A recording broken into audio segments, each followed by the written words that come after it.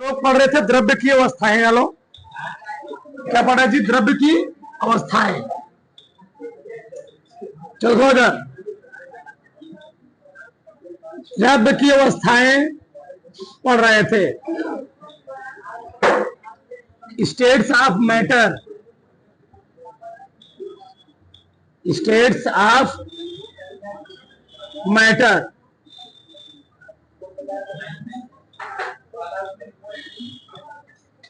चलो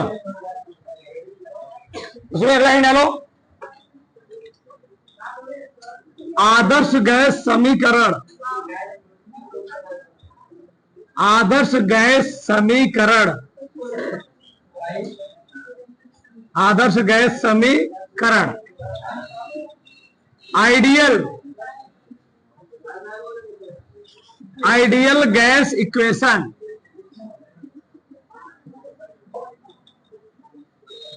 ideal gas equation, आदर्श gas समीकरण।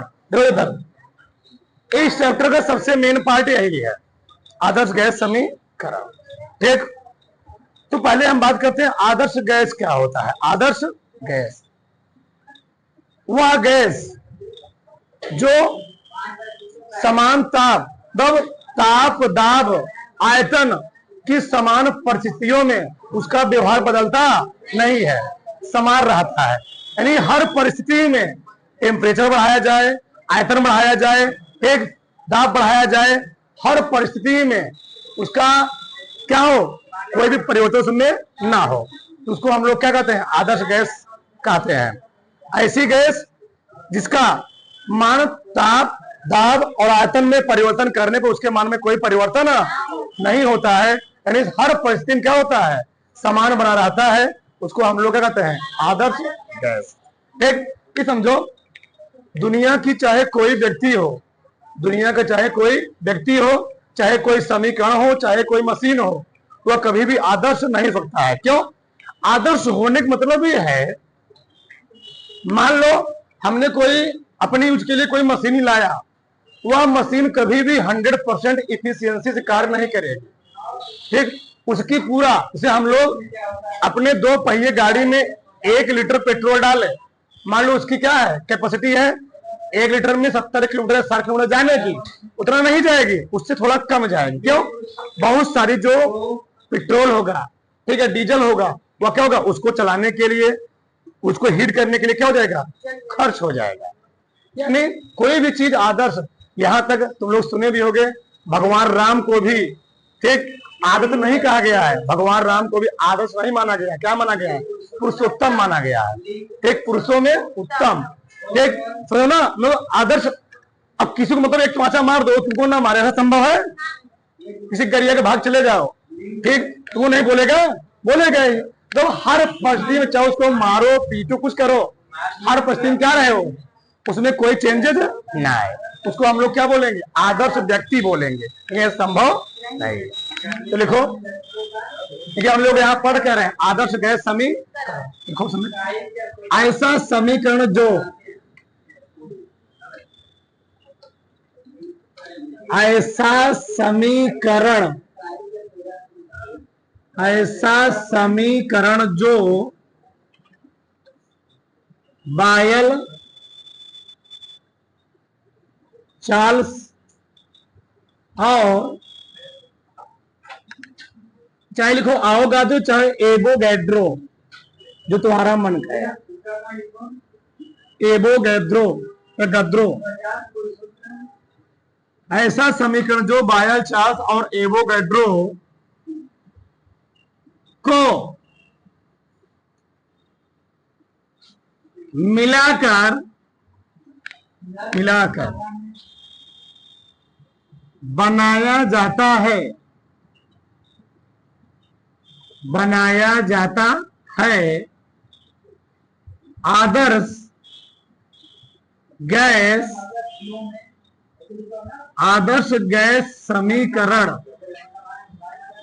आदर्श गैस समीकरण, आदर्श गैस समीकरण कहलाता है। इसी के कोई भाषा लिख लो।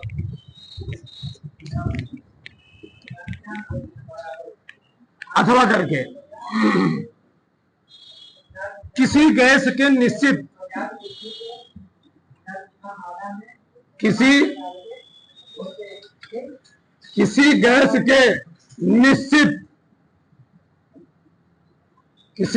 के निश्चित द्रव्यमान के आयतन, किसी गैस के निश्चित द्रव्यमान के आयतन, दाब व ताप में परस्पर संबंध को व्यक्त करने वाले समीकरण को, परस्पर संबंधों को लिखो। परस्पर संबंधों को व्यक्त करने वाले समीकरण को आदर्श गैस समीकरण कहते हैं। आदर्श गैस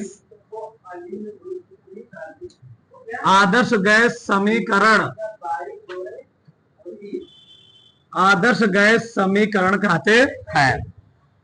लिखो राक्षस को।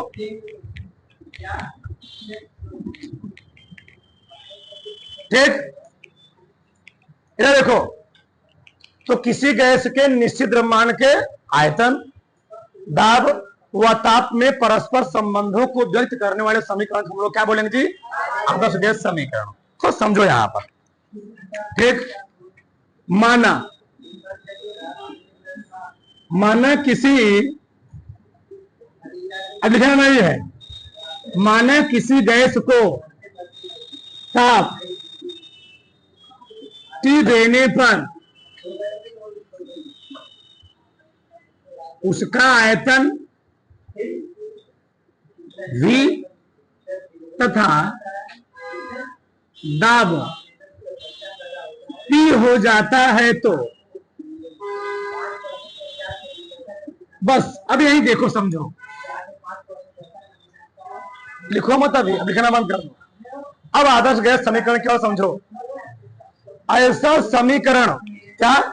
ऐसा समीकरण जो बायल, चार्ल्स, चाहे कहो आवोगाद्रो, चाहे कहो एवोगैड्रो, हाँ चल रहा है, चला देंगे, ठीक ठीक ठीक।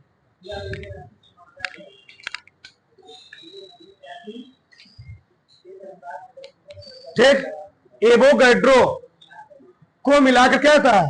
एवोगैड्रो के नियम को मिलाकर बनाया जाता है, उसको हम लोग क्या बोलेंगे?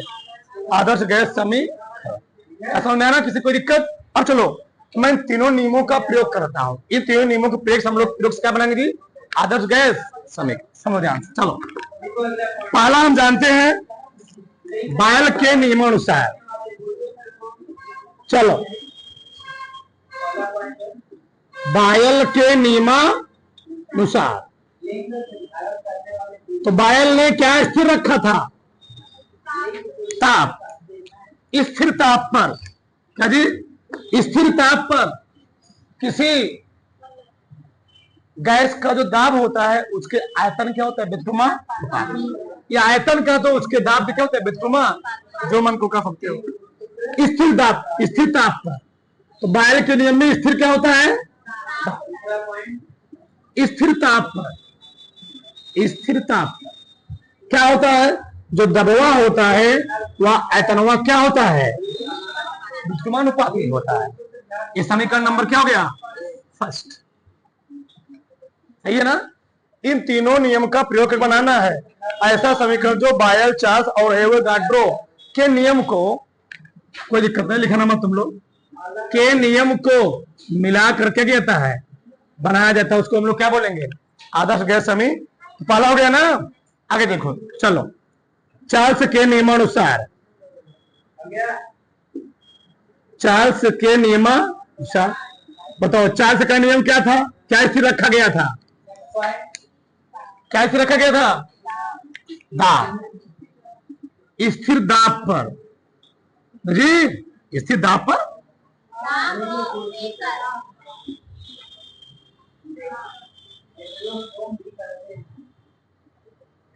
स्थिर दाब पर क्या था, आयतन, वही बात हुआ, कोई लिख सकते हो यहां बी प्रोपोर्शनल टी लिख सकते हो ना, जो बी था किसके, पी, यहां पर टी, सही है ना, ठीक वही बात हुआ। आयतन दाब के विकोणुपाती, आयतन ताप के समानुपाती, एक हुआ चार्ल्स का नियम। इसमें क्या होता है, ताप दाब स्थिर होता है, इसमें क्या स्थिर होता है, ताप स्थिर होता है। अगला किसका नियम है जी, एवोगैड्रो, एवोगैड्रो के नियमानुसार दोनों स्थिर रखा गया था, ताप और दाब दोनों स्थिर रखा गया ना जी, स्थिर ताप व दाब पर, स्थिर ताप व दाब पर, ठीक, क्या समान आयतन में मोलों की संख्या यानी अणुओं की संख्या क्या होती है, समान आयतन में अणुओं की संख्या क्या होती है, यानी अगर मोलों की संख्या बढ़ेगी आयतन क्या होगा, बढ़ाना पड़ेगा। अगर क्लास में लड़के बढ़ेंगे तो उसका आयतन क्या करना पड़ेगा, रूम का बढ़ाना पड़ेगा। इस समीकरण क्या हो गया, 3। चलो किसी कोई प्रॉब्लम, ए है यहां पर दाब आयतन के विकोणुपाती है, यहां पर जो आयतन है ताप के समानुपाती है, यहां पर आयतन मोलों की संख्या के या अणुओं की संख्या के क्या है, समान, तीनों मिलाओ तो समीकरण लिखोगे, समीकरण 1, 2 और समीकरण 1, 2 और समीकरण 3 से क्या मिला भैया, तीनों बी की प्रोपोर्शनल है जी, तो बी प्रोपोर्शनल क्या हो जाएगा, 1/, देखो इधर 1/, पी टी इंटू, सही है, पी को इधर चले आओ, पी को इधर लेकर आओ, जब पी को इधर लेकर आओ बताओ क्या हो जाएगा, P B proportional N T, सही है, अरे भैया पी चला इधर तो पी बी प्रोपोर्शनल क्या हो जाएगा, चाहे लिखो टी एन चाहे लिखो, हम लोग जानते हैं प्रोपोर्शनल को हटाने के लिए हमेशा क्या लगाते हैं, एक कांस्टेंट लगाएंगे, तो पी बी बराबर, यहां हम लोग कांस्टेंट लगाते हैं, आर क्या लगाते हैं, प्रोपोर्शनल हट गया ना, हो गया आर एन इंटू टी, तो इसको सही से लिख दो, तो पी बी बराबर क्या गया, एन आर टी, ये होता है आदर्श गैस समीकरण। इस समीकरण को हम लोग क्या कहते हैं, आदर्श गैस समीकरण, ठीक, जहां एन क्या है, जहां आर क्या है, जहां आर एक नियतांक है, क्या है जी, एक नियतांक है, इसका सब चीज निकालेंगे अभी, जहां आर एक नियतांक है जिसे हम लोग क्या कहते हैं, जिसे गैस से नियतांक क्या कहते हैं जी, जिसे गैस से नियतांक कहते हैं, ठीक, जहां आर क्या है, नियतांक है जिसको हम लोग क्या बोलेंगे, गैस नियतांक कहते हैं, ठीक, इसका मान लो, पहले इसको देख लो फिर पूरा मान लिखते हैं इसका, दो फटाक से, और किसी कोई डाउट बताओ, ठीक, ठीक है ना, चलो आगे देखो, सबका ध्यान इधर, चलो बताओ आदर्श गैस समीकरण क्या निकला, आदर्श गैस समीकरण पीवी बराबर एन आर टी, ठीक, अब देखो थोड़ा मैं लिखता हूं सब कुछ, जहां पी क्या है जी,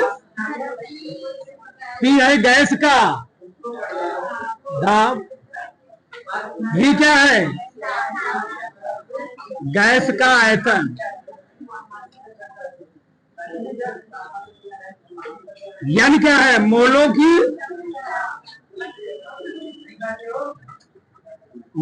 की संख्या, अणुओं की संख्या, अब मोलों की संख्या और क्या होता है, पदार्थ का भार बटे अणु भार, मोलों की संख्या होता है पदार्थ का भार, पदार्थ का बटे पदार्थ का, यानी गैस का भार बटे गैस का अणु भार, तो पदार्थ लिख लो, ठीक, पदार्थ का अणु भार, ठीक, यानी n बराबर होता है W/m, W/m। T क्या है? गैस का ताप, गैस का ताप। R क्या है? गैस, R है गैस से नियतांक, इसका जो मान होता है 8.314 जूल प्रति मोल इंटू केल्विन। अभी निकालेंगे, ठीक, अभी लिखने कुछ नहीं है, अब समझो ध्यान से। चलो थोड़ा देखो इधर,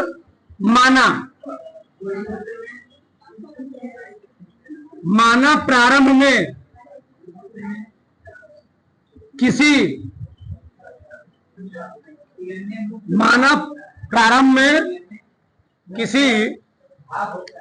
गैस का जो दाब था P1, माना प्रारंभ में किसी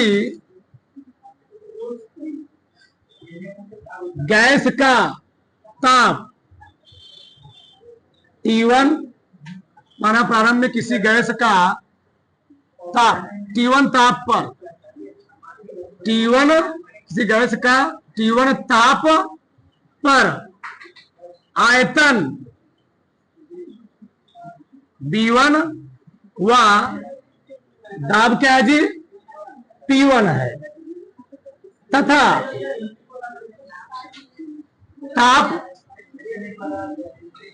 ताप T2 पर, बोलो मत, ताप T2 पर आयतन V2 वह क्या हो गया? दाब P2 हो जाता है तो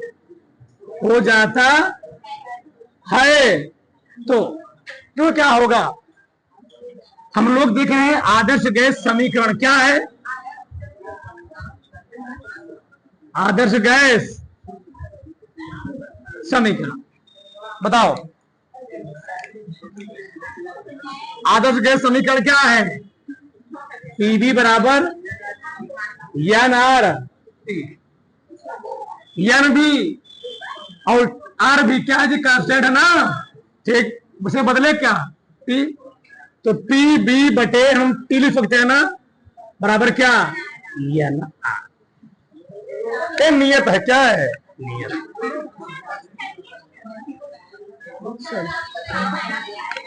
चलो हम लोग यहां क्या लिख सकते हैं जी? P1 इंटू B1 बटे T1 बराबर, अगर ये नियत है ये भी क्या होगा? और P2 इंटू B2 बटे क्या जी? T2 भी क्या होगा? नियत होगा। हम यहां से क्या लिख सकते बताओ? P1 B1 बटे क्या?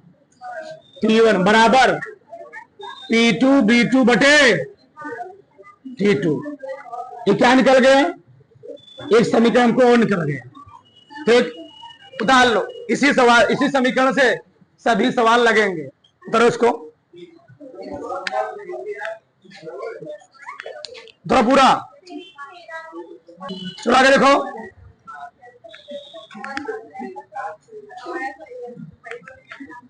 चलो इसे हम लोग क्या कहते हैं? गजब। इसे आदर्श गैस का, नीचे लिख लो, इसे आदर्श गैस का संयुक्त समीकरण कहते हैं। समीकरण लिख लो। इस समीकरण हम लोग क्या बोलेंगे जी? आदर्श गैस समीकरण। इसको क्या बोलोगे? आदर्श गैस का संयुक्त समीकरण। उतार लो, आगे चलते हैं। फटाक से चलो आगे देखो। आगे हम लोग निकालेंगे गैस नियतांक, गैस नियतांक का मात्रक, ये सबसे मेन है, ठीक। गैस नियतांक का मात्रक वाबिमी सूत्र, वाबिमी सूत्र। लिखो मत कोई, सबका जाएगा हो जाएगा, समझो। चलो, पीबी बराबर हमें क्या दिया है जी, एन आर टी। हमको किसका मात्रा निकालना है, आर का। किसका जी, आर का। तो क्या लिखेंगे यार बराबर, पीबी बटे एन टी, पी बटे एन टी। अब ध्यान से देखो, इधर हमको निकालना है आर का मात्रक। थोड़ा मैं इधर लिखता हूं, आर का मात्रक, आर का मात्रक। ये है दाब, ये क्या है जी, दाब का मात्रक क्या होता है, न्यूटन प्रति मीटर स्क्वायर, न्यूटन प्रति जी। क्यों, तुम लोग जानते होंगे, इधर मैं लिख रहा हूं, पी बराबर दाब बराबर होता है बल बटे क्षेत्रफल, एफ अपान ए। एफ अपान बल का मात्रा क्या हो गया, क्षेत्र मात्रा क्या होता है, तो न्यूटन प्रति मीटर, इसे हम लोग कहते हैं पास्कल। क्या कहते हैं, आगे देखो, आयतन है ना जी, गैस का आयतन लिखा गया है। आयतन की मात्रा क्या होता है, मीटर का क्यूब। क्या होता है, मीटर का क्यूब बटे, यह है मोलों की संख्या, मोल क्या है, और मोल की मात्रक मोल ही होता है। अणुओं की संख्या मात्रा क्या होता है, मोल। क्या जी, अणुओं की संख्या का मात्रा क्या होता है, मोल। उसको मोल, मोल बनाते हैं, ठीक ना। आगे टी क्या है, टेम्परेचर, मतलब तापमान की मात्रा क्या होता है, केल्विन। केल्विन। बताओ, यहां तक किसी कोई डाउट, यहां तक किसी कोई डाउट नहीं है। दाब का मात्रक बल बटे क्षेत्रफल, न्यूटन प्रति मीटर स्क्वायर। आयतन मात्रक, आयतन में लंबाई गुणे चौड़ाई गुणे ऊंचाई होता है, तो मीटर क्यूब हो गया। यह मतलब मोल। टी मतलब ताप का SI मात्रा केल्विन होता है, भौतिक राशियों में आता है, सातवें राशियों में, ठीक। मीटर स्क्वायर से मीटर स्क्वायर कर दे, 1 मीटर बचेगा। ऊपर क्या होता है, न्यूटन इंटू मीटर बटे mole into kelvin, mole into. अब तुम थोड़ा ध्यान समझो इधर, न्यूटन इंटू मीटर को हम लोग कहते हैं कार्य। कैसे, देखो इधर, W बराबर होता है F into D. F into, F का मात्रक न्यूटन, D का मात्रक मीटर, और न्यूटन इंटू मीटर को हम लोग कहते हैं जूल। क्या कहते हैं जी, जूल। यानी कार्य का दो मात्रक, एक कह दो न्यूटन इंटू मीटर, एक कह दो जूल। यानी न्यूटन इंटू मीटर हम लोग जिस प्रकार से बल का मात्रक किलोग्राम मीटर सेकंड स्क्वायर होता है, उसी को हम लोग कहते हैं न्यूटन। उसी प्रकार से न्यूटन इंटू मीटर हम लोग क्या बोल सकते हैं, एक कार्य का SI मात्रक होता है, ठीक। तो इसके स्थान कर सकते हैं जूल, जूल आ गया। बट नीचे क्या गया, ना तुम बोलना, फिर समझाएंगे, ठीक। अब बताओ, ये दोनों भाग में है ना, तो क्या लिखेंगे इसको हम, जूल प्रति, लगा दिया, जूल प्रति क्या, मोल इंटू, वहां पर क्या लिखा था बोलो, ये लिखा था ना, जूल प्रति मोल इंटू, ये तो निकला मात्रा। बहुत बार पूछता है, बहुत बार, बहुत इंपॉर्टेंट है, ध्यान रहे। आर का मात्रा कई बार पूछा गया, ध्यान देना। आर का जो मान होता है वहां 8.314, फिर वही लिख देना क्या, जूल प्रति मोल इंटू केल्विन, ये निकला मात्रा। अब निकालते हैं आर की बीमा। क्या निकालते हैं, आर की बीमा। बहुत ध्यान समझना, आर की बीमा कैसे निकालेंगे। आर की बीमा या बीमी सूत्र इसे हम लोग कहते हैं। अब बताओ, आर की बीमा निकालने के लिए हमने बोला जूल, इसी का यूज कर लो। जूल मीन्स कार्य, जूल मीन्स, तो कार्य का बीमा क्या होता है, या में एल स्क्वायर टी की पावर माइनस, अब तुमको ना मालूम तो बेकार हो, कक्षा 11 पहुंच गए हो, कार के लिए ना मालूम हो। मोल, मोल की मां नहीं होती है, हाँ ताप की मां होती है। ताप की मां क्या होती है? के। क्या होती जी? के। तो क्या आ गया ready? M L square T की पावर -2 टी की पावर माइनस, तो ए हो गया आर का मात्रक, ए हो गया आर की। अब किसी कोई डाउट बताओ, किसी कोई डाउट है? धरो बताओ फटाक से, चला गया। देखो देखो 760 मिली दाब तथा 27 डिग्री सेल्सियस ताप पर किसी गैस का आयतन कितना दिया जी? 300 ml है। एसटीपी पर इसका हमको क्या निकालना है? आयतन। एसटीपी होता क्या है? स्टैंडर्ड टेम्परेचर प्रेशर, क्या जी? मानक ताप दाब। इसको क्या बोलते हैं? मानक ताप, जान जाओगे। देखो ना, मानक ताप दाब। बताओ हमें दाब कितना दिया है? हमें दाब दिया है 730, यानी P1 का मान कितना जी? 730। प्रॉब्लम क्या जानते हो? हमको निकालना है एसटीपी पर, मानक ताप दाब पर। जो मानक दाब होता है एक वायुमंडल होता है, तो इस दाब को भी हम किसमें चेंज करेंगे? वायुमंडल में। तो इसको वायुमंडल में चेंज करने के लिए हम लोग 760 क्या करेंगे? भाग देंगे। ठीक, तो एक क्या हो जाएगा? वायुमंडल। क्या है जी? वायुमंडल। टेम्परेचर कितना दिया है? मानक जो दाब होता है एक वायुमंडल कितना होता है?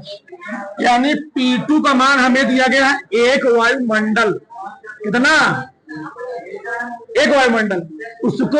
इसको भी वायुमंडल में चेंज करने के हम लोग क्या करेंगे? 760 से 2 चीज हो गया। आगे देखो, T1 का मान दिया है कितना? ध्यान रहे, कभी भी हमको T1 दिया हो सेल्सियस में, हम लोग कभी भी सेल्सियस मान नहीं निकालते किसमें? केल्विन। क्या जोड़ते हैं? 273। इसमें 273 जोड़ेंगे तो 273 + 27 क्या हो जाएगा? 300 केल्विन। सही है? क्यों? मानक ताप दाब पर जो टेम्परेचर होता है 273 केल्विन। कितना होता है? यानी T2 मान कितना दिया गया है? और फिक्स रहता है नियत 273 केल्विन। आयतन कितना दिया है? 300 ml। वही रहने दो, उसको चेंज मत करो, हल करो। चलो क्या दिया है? B1 जी, B1 दिया है 300 ml। पूछा क्या है? निकाला गया ना? सब मान दिए गए हैं, बस हमको B2 निकालना है। निकालो, कोशिश करो। चलो देखो इधर, P1 B1 बटे क्या लिखो जी? T1 लिखो, रुके रहो। P2 B2 बटे T2। थोड़ा कैलकुलेशन करना होता है। तो P1 का मान कितना दिया है? 730 बटे 700, लिखो मत, गुणे B1 का मान 300, T1 का मान जी 300।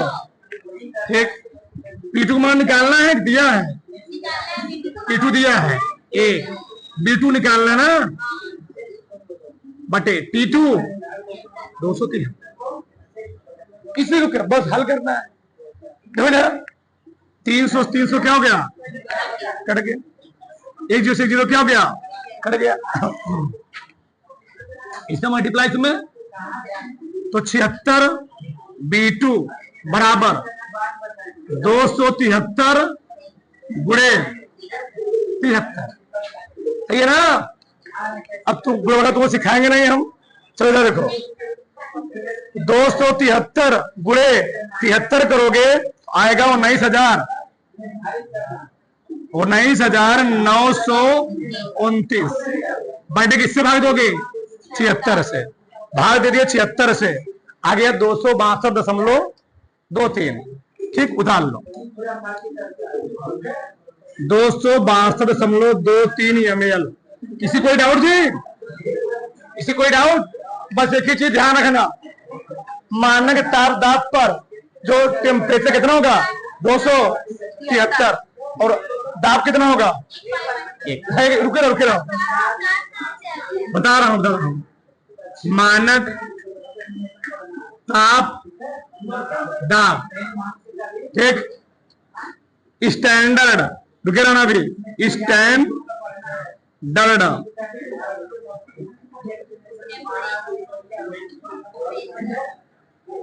स्टैंडर्ड टेम्परेचर प्रेशर,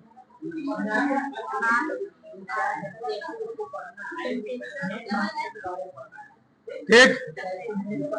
चलो, इसी को हम लोग कहते क्या जी? STP। इस पर जो दाब होता है कितना होता है? एक वायु मंडल, ठीक। इसी को हम लोग कहते हैं 760 mm। क्या कहते हैं? 700। एक वायुमंडल को हम लोग कहते हैं 760 mm, ठीक, 760 mm। आगे जो ताप हो कितना रखना है? ताप कितना रखना जी? 273 केल्विन फिक्स होता है।